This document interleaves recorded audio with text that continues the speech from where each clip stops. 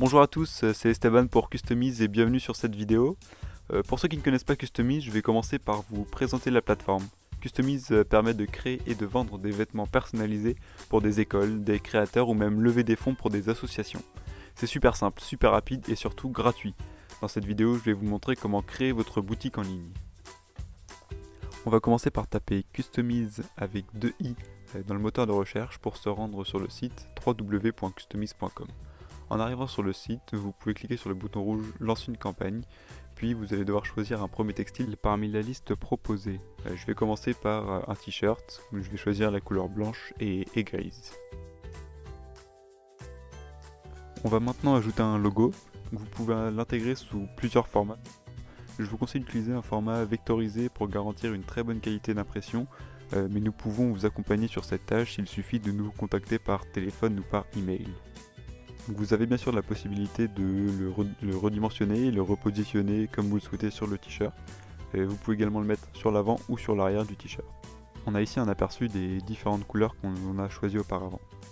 En cliquant sur le plus, on va pouvoir ajouter d'autres produits à notre boutique. Il faut savoir que c'est possible d'utiliser des logos différents, les positionner à des endroits différents pour chaque produit. Donc pour cet exemple, je vais choisir un sweat à capuche. Comme vous venez de le voir, on a le choix entre l'impression et la broderie. L'impression signifie ici une sérigraphie, c'est une méthode de marquage classique et de très bonne qualité.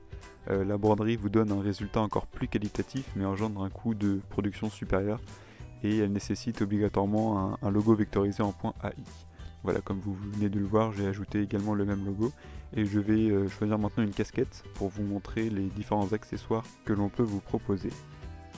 Donc sur la droite de l'écran, on peut retrouver les différents produits qu'on vient de personnaliser et également le prix qui s'affiche automatiquement et qui se met à jour automatiquement en fonction des logos et des personnalisations qu'on vient de réaliser. Donc voilà, on se retrouve ensuite avec un récapitulatif de notre campagne avec les différents produits qu'on a choisis. Une fois que la phase de création est terminée, vous passerez sur les formalités de la boutique. Donc vous choisissez ici votre objectif de vente, c'est celui qui va déterminer à quel moment la production doit être lancée par Customize. Vous choisissez également vos prix de vente. Donc pour chaque produit, vous pouvez choisir votre prix TTC, il peut être supérieur ou inférieur au prix qui est affiché en fonction du bénéfice que vous voulez réaliser ou vous pouvez ne pas réaliser de bénéfice.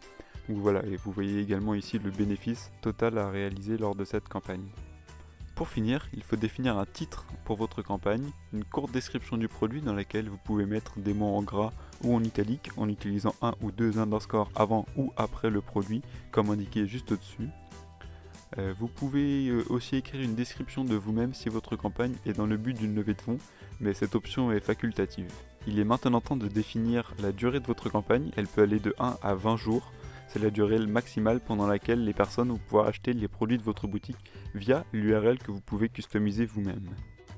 On s'occupe maintenant des options de livraison. La possibilité de se faire livrer directement chez l'acheteur est automatiquement cochée et les frais de port sont d'environ 6 € pour un suite avec cette option. L'autre option proposée est la livraison à un seul point.